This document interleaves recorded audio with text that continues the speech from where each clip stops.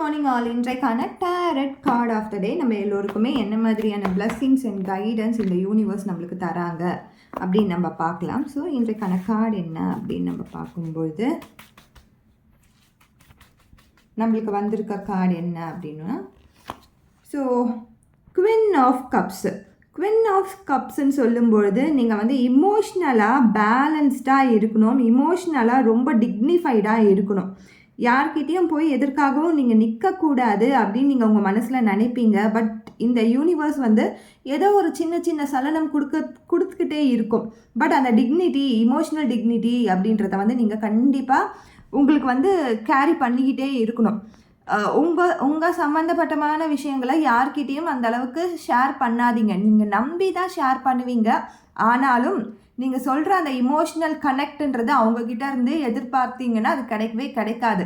நீங்கள் மட்டும்தான் இமோஷ்னல் கனெக்டடாக இருப்பீங்க. நீங்கள் மட்டும்தான் உங்களோட விஷயங்களை ஷேர் பண்ணுவீங்க.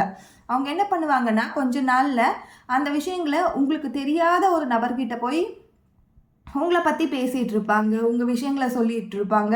என் ஃப்ரெண்டுக்கும் இப்படி தான் நடந்துச்சு, அவங்க இதெல்லாம் பண்ணாங்க, நீங்களும் பண்ணுங்க அப்படின்னு அவங்க வந்து உங்களை பற்றியான விஷயங்களை தேர்ட் பர்சன் கிட்ட போய் அவங்க பேசிகிட்டு இருப்பாங்க, சொல்லிகிட்டு இருப்பாங்க. ஸோ யார்கிட்டையுமே நம்பி உங்களுடைய சீக்ரெட்ஸையோ ஆர் நீங்கள் ஏதாவது ஒரு ஐடியாஸ் வச்சுட்டு இருந்தீங்கனாலையோ அதை வந்து சொல்லாதீங்க, ரிவீல் பண்ணாதீங்க. நீங்கள் வந்து உங்கள் இமோஷன்ஸை ரொம்ப வந்து சட்டிலாக வச்சுக்கோங்க, டிக்னிஃபைடாக வச்சுக்கோங்க, பேலன்ஸ்டாக வச்சுக்கோங்க. அதே மாதிரி நீங்கள் வந்து ஒரு ரெஸ்பெக்ட்ஃபுல்லான பர்சனாக நீங்கள் இருக்க நினைக்கிறீங்க அப்படின்ன பட்சத்தில் நீங்கள் அதை ஃபஸ்ட்டு நம்புங்க. நான் வந்து ரொம்ப ரெஸ்பெக்ட்ஃபுல்லான பர்சன், என்னை யாராலையும் காயப்படுத்த முடியாது, நான் யாரையும் டிபெண்ட்டாக இல்லை அப்படின்னு சொல்லி நீங்கள் உங்களை செல்ஃப் கேர் பண்ணிக்கோங்க, செல்ஃப் ட்ரஸ்ட் பண்ணுங்கள்.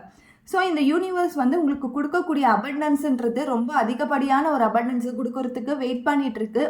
எந்த சூழ்நிலையிலையுமே உங்களை தாழ்த்திக்காதீங்க, அந்த இன்ஃபீரியாரிட்டி காம்ப்ளெக்ஸ்குள்ளே போயிடாதீங்க. இதை தான் இந்த குவீன் ஆஃப் கப்ஸ் நம்மளுக்கு சொல்கிறாங்க. இமோஷ்னலாக நீங்கள் ராணி மாதிரியோ ராஜா மாதிரியோ இருங்க, யார்கிட்டையும் டிபெண்ட்டாக இருக்காதீங்க. Thank you so much.